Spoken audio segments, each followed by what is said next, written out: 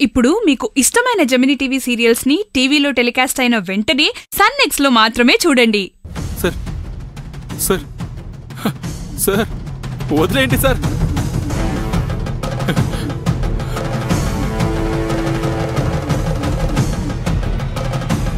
Sir వదిలేమని చెప్పండి sir.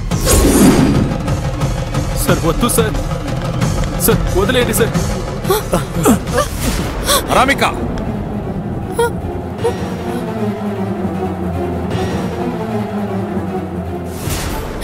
ఏం చేస్తున్నారు మావయ్య మీరు? ప్రభాకర్, ఏం జరుగుతుంది అక్కడ?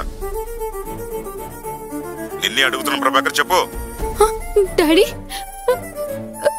మావయ్య ఫోన్లో డాడీ అన్నా మాట్లాడుతుంది. చెప్పండి మావయ్య.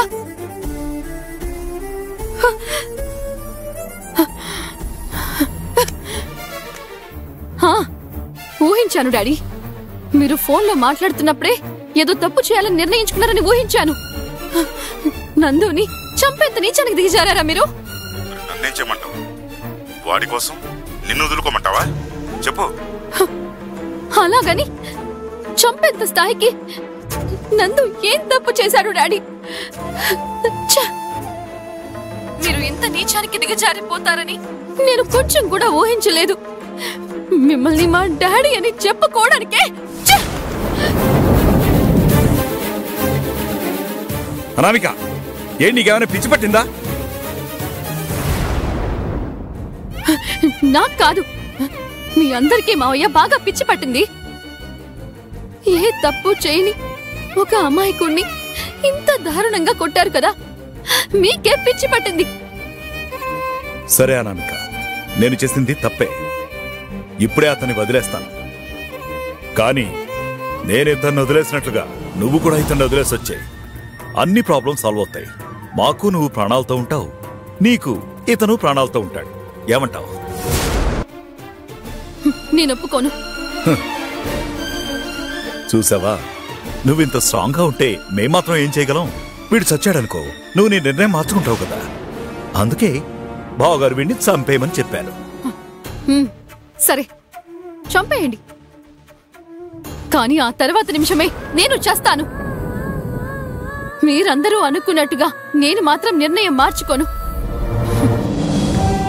నేను చావకూడదనే కదా మీరు ఈ విధంగా చేస్తున్నారు. నందు నాకు దూరం అయిపోతే నేను ఖచ్చితంగా చచ్చిపోతాను. మావయ్య, మీ అందరి ఆశీస్సులతోటే మేము కలిసి బతకాలి అని అనుకున్నాం. దానికి అవకాశం లేనప్పుడు మేము కలిసే చచ్చిపోతాం. ముందు నన్ను షూట్ చేసి చంపేయండి, చంపేయండి మావయ్య. పిల్లల సంతోషమే పెద్దవాళ్ల సంతోషమని అందరూ చెప్తూ ఉంటారు. కానీ ప్రేమిస్తే మాత్రం ఆ సంతోషాన్ని చంపేయడానికి కొంచెం కూడా మీరు వెనకాడట్లేదే. కాలం మారినా కారణాలు మాత్రం కొత్త కొత్తగా పుట్టుకొస్తూనే ఉన్నాయి. చాలా మంది కులం మతం అంటున్నారు, మీరు జాతకం అని అంటున్నారు. మిమ్మల్నైనా సరే, మా డాడీనైనా సరే నా మనసులో చాలా గొప్పగా ఊహించుకున్నాను. కానీ మీ అందరి మనసుల్లోనూ ఇంత క్రూరత్వం ఉంటుందని నేను కనీసం ఊహించని కూడా లేదు. ఆ ఇంటి అమ్మాయినని చెప్పుకోవడానికి ఇన్ని రోజులు చాలా గొప్పగా అనిపించేది. కానీ మొదటిసారి ఇంత అసహ్యంగా అనిపిస్తోంది. ఇక లైఫ్ లో మీ అందరి మొహాలు ఇంకెప్పటికీ చూడకూడదని అనిపించేలా చేశారు. నందుని చంపమన్న వాళ్లతో వెళ్లి చెప్పండి, మీ అమ్మాయి మిమ్మల్ని తలుచుకొని చాలా సంతోషపడిందని. మనుషులేనా మీరంతా? నందు, నువ్వు పద వెళ్దాం. భయపడకు, నేను నీతో ఉన్నంత వరకు నిన్ను ఎవ్వరూ ఏమి చేయలేరు. వాళ్ళు నిన్ను చంపాలనుకుంటే అంతకన్నా ముందు పోయే ప్రాణం నాదే అవుతుందని వాళ్ళకి బాగా తెలుసు. నువ్వేం భయపడకు, పద. అనామిక, అనామిక, చాలా తప్పు చేస్తున్నావు అనామిక.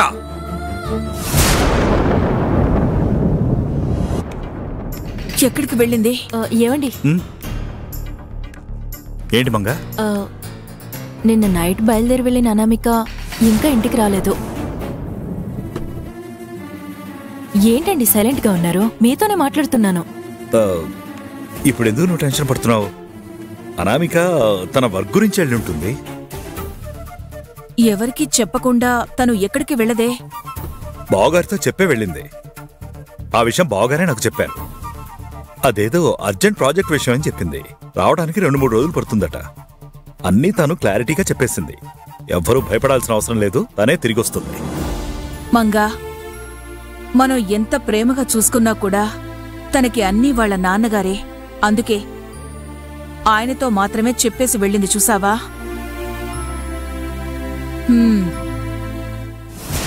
ఇప్పుడే తనకి ఫోన్ చేసి ఏం చేస్తానో చూడు. అక్క ఆగండి. ఎందుకు తనని ఇప్పుడు డిస్టర్బ్ చేస్తున్నారు? ముఖ్యమైన పని మీద ఉండుంటుంది. అది అయిపోగానే తనే వచ్చేస్తుంది కదా. మీరు టెన్షన్ పడకుండా ఉండండి.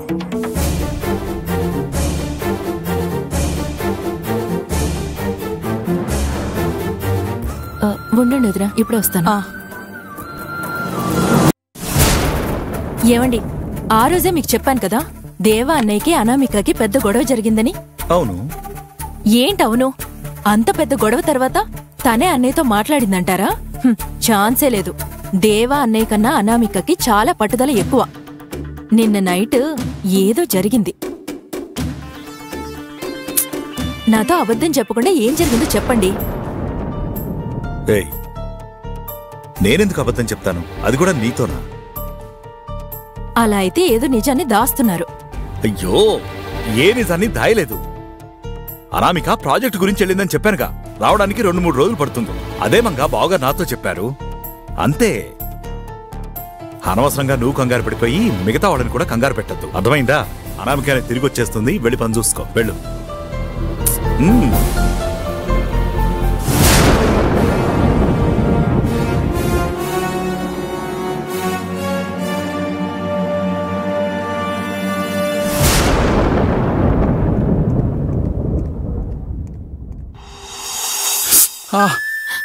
నొప్పిగా ఉంది. కొంచెం ఉచ్చుకోనందు. ఏది చూడండి. అనామిక, ఏంటి? నా వల్లే కదా నీకు మీ డాడీకి గొడవ. మిమ్మల్ని బాధ పెట్టకుండా వదిలేసి వెళ్ళిపోతా. నేను చూస్తూనే ఉన్నాను. వెళ్ళిపోతా అంటావేంటి? లైఫ్ లాంగ్ నాతోనే ఉంటానని చెప్పావు కదా. చెప్పాను, కానీ మీ నాన్నగారు ఒప్పుకుంటారనే నమ్మకంతో చెప్పాను. కానీ అయ్యో, డాడీ ఈ విషయంలో ఎందుకింత మూర్ఖంగా ప్రవర్తిస్తున్నారో నాకు నిజంగా అర్థం కావడం లేదు నందు.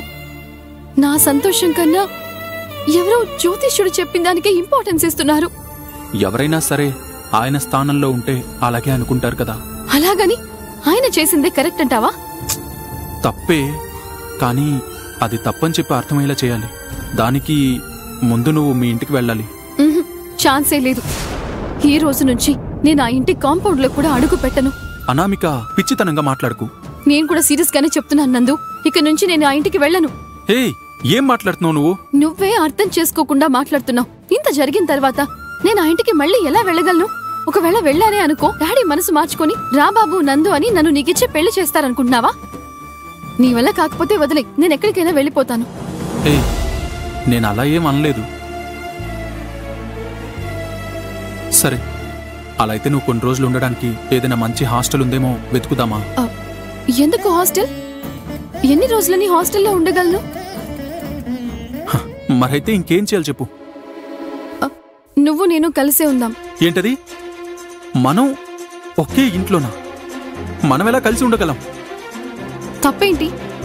ఒకరినొకరు మనస్ఫూర్తిగా లవ్ చేసుకుంటున్నాం కదా. అవును. అలా అయితే ఎలాంటి పరిస్థితి ఎదురైనా కలిసే ఉండాలనే కదా అర్థం.